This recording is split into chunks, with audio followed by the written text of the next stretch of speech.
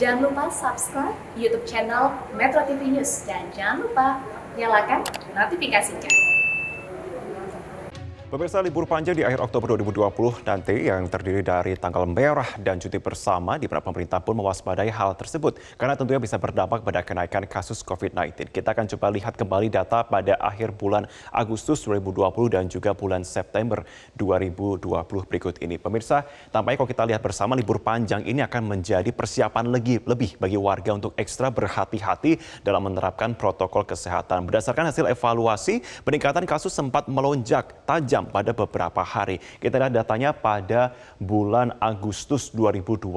Secara keseluruhan untuk tanggal 27 sampai 29 terjadi kenaikan kasus akibat adanya libur panjang dari 17 Agustus sampai juga dengan beberapa hari kemudian. Data sampel diambil pemeriksaan beberapa minggu kemudian dan ternyata didapati kasus harian yang melonjak. Dan bahkan dari tanggal 27 Agustus yang berada di 2.719 kasus melonjak menjadi 3.003 kasus. Naik lagi untuk keesokan harinya bertambah 305 kasus menjadi 3.308 kasus hingga pada 10 September 2020 menjadi 3.861 kasus harian baru. Pemirsa, berikutnya kita lihat lagi di sini. Kemudian kenapa ini yang bisa menyebabkan adanya kenaikan dari kasus COVID-19? Kalau kita lihat bersama, salah satu zona merah adalah DKI Jakarta, di mana ini terjadi kenaikan yang cukup signifikan. Pada tanggal 10 September 2020 terjadi kasus aktif baru di DKI Jakarta yang berada di 1.274 kasus baru. Dan kemudian itu akhirnya men-trigger ataupun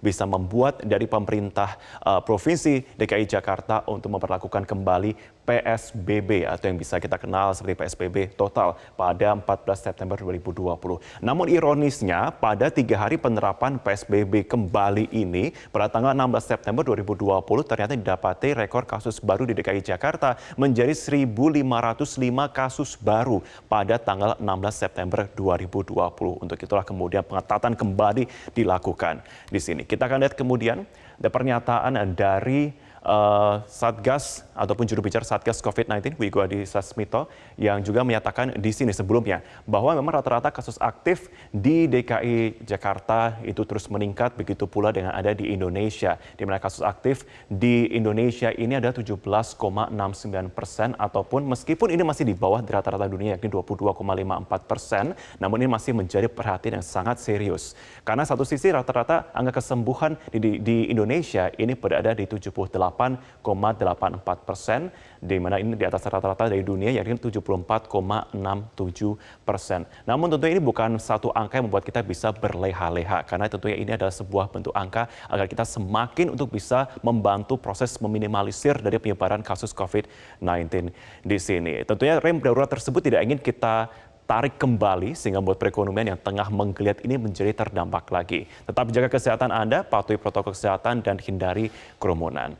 Pemirsa, Presiden Joko Widodo juga mengingatkan jajarannya untuk mengantisipasi potensi kenaikan kasus COVID-19 saat libur panjang dan cuti bersama pada akhir Oktober 2020. Presiden berharap pencapaian Indonesia seperti rata-rata kasus aktif dan angka kesembuhan yang sudah lebih baik dari rata-rata dunia bisa terus diperbaiki dan ditingkatkan. Dengan antisipasi penyebaran COVID berkaitan dengan libur panjang di akhir Oktober tahun 2020. Mengingat kita memiliki pengalaman kemarin libur panjang pada 1,5 bulan yang lalu mungkin. Setelah itu terjadi kenaikan yang agak tinggi. Oleh sebab itu ini perlu kita bicarakan agar kegiatan libur panjang dan cuti bersama ini jangan sampai berdampak pada kenaikan kasus COVID. Dan untuk membahas bagaimana rencana aksi untuk menjalankan perintah Presiden Joko Widodo mengantisipasi libur panjang akhir bulan Oktober ini, kami telah tersambung dengan Menteri Koordinator Pembangunan Manusia dan Kebudayaan Muhadjir Effendi. Selamat pagi Pak Muhadjir. Selamat pagi Mas Marvin. Iya, Pak Muhadjir, menanggapi penetapan cuti bersama pada tanggal 28 Oktober sampai dengan 1 November yang berpotensi membuat warga di zona merah pergi ke daerah lain, apa antisipasi penyebaran COVID-19 dari pihak pemerintah, Pak?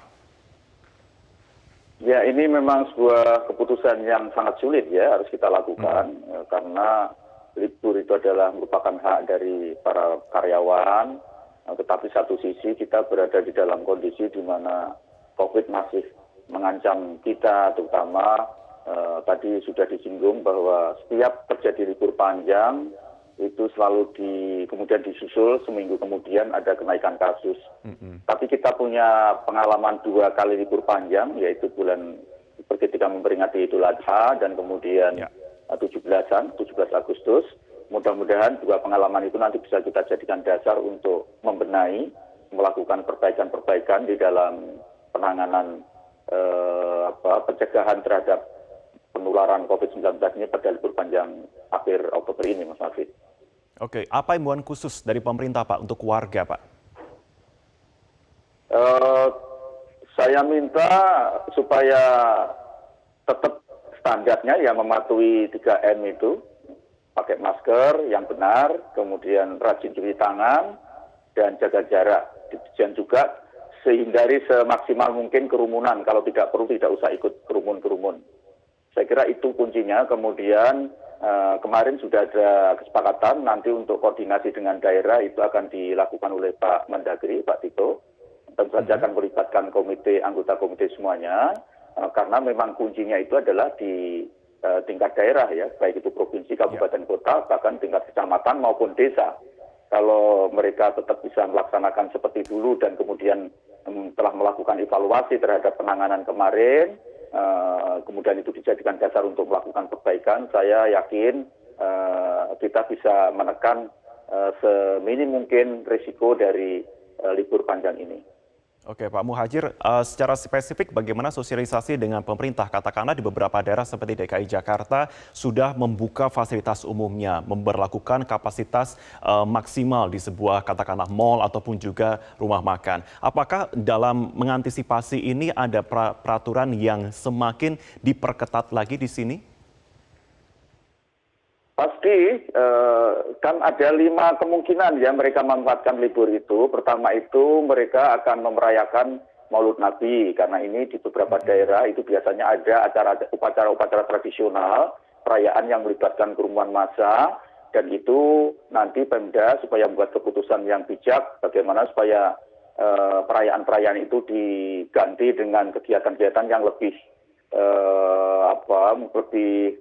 bagus dalam arti memanfaatkan hari kelahiran yang penuh berkah, kelahiran Nabi yang penuh berkah itu justru untuk bermunajat, memohon pada Tuhan agar berbagai macam cobaan, berbagai macam ujian dari Tuhan untuk bangsa ini bisa teratasi. Kemudian yang kedua, kan mereka akan memanfaatkan libur ini untuk kunjungan ke wisata ya, wisata ke tempat-tempat wisata. Kemudian yang ketiga, mereka mungkin akan bertamu dengan sanak keluarga.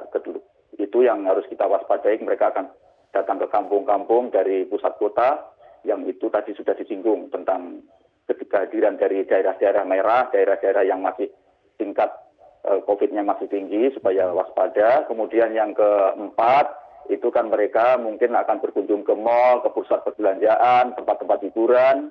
Kemudian yang terakhir kan mereka mungkin cukup di rumah saja bersama-sama keluarga besarnya untuk menghabiskan hari libur itu. Saya kira 5 itu sudah kita antisipasi nanti bagaimana langkah-langkah yang dilakukan, termasuk melibatkan semua aparat dan juga kementerian-kementerian terkait, dan insya Allah besok atau hari ini mungkin nanti Pak Mendagri juga akan melakukan koordinasi dengan pemerintah daerah untuk melaksanakan apa yang sudah kita sepakati seperti itu. Oke, Pak Muhadjir, apakah dengan adanya rencana sanksi pidana bagi pelanggar protokol COVID-19 ini cukup efektif ataupun bisa memberikan kewaspadaan untuk warga agar semakin mematuhi dari protokol? Sangat tergantung. Memang harapan kita itu bisa menimbulkan efek jera ya. Yang penting untuk efek jera, kemudian bisa dijadikan contoh kepada yang lain untuk menyadari betapa pentingnya mematuhi protokol kesehatan itu, karena tanpa kepatuhan itu sebetulnya apapun yang kita lakukan, apapun upaya kita itu akan percuma. Oke, Pak Muhadjir, saya yakin Anda sangat concern atau menaruh perhatian lebih mengenai banyaknya kegiatan yang dilakukan secara outdoor. Anda memberikan tanggapan yang cukup keras pada waktu adanya unjuk rasa yang berlangsung beberapa waktu yang lalu. Bagaimana dengan ada rencana aksi unjuk rasa hari ini, Pak? Apakah ada imbauan dari Anda terkait dengan kegiatan hari ini? Ya, sebetulnya yang sebaiknya ya jangan ada unjuk rasa yang melibatkan kerumunan massa besar-besaran, karena bagaimanapun juga itu akan sulit untuk dikendalikan, terutama untuk mematuhi protokol kesehatan.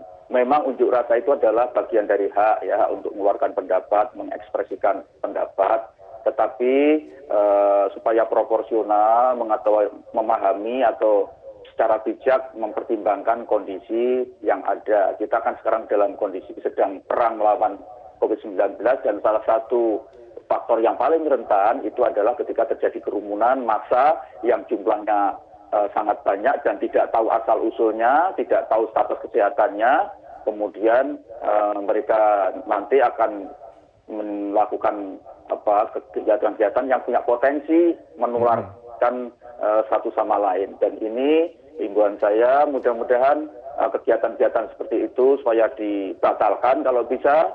Kalau seandainya tetap dilakukan, waktunya harus dibatasi, dan ketika datang juga harus tertib, ketika pulang juga harus tertib, dan tidak boleh ada perusakan, apalagi melakukan vandalisme.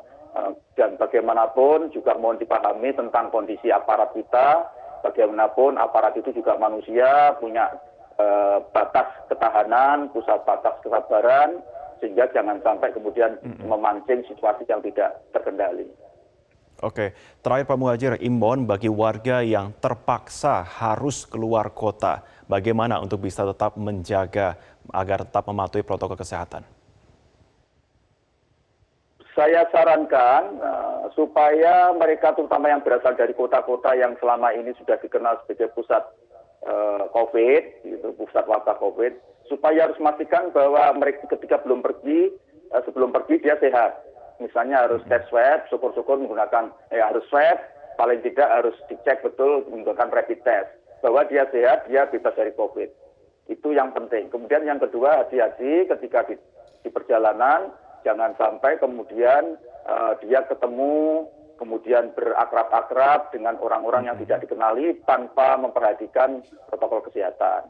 Kemudian juga saya minta untuk tempat-tempat tujuan keluarga, entah tujuan wisata, entah tujuan perbelanjaan, memperketat SOP, standar operasional prosedur. Jangan sampai lengah, jangan gampang mempercayakan bahwa semua yang datang adalah orang sehat.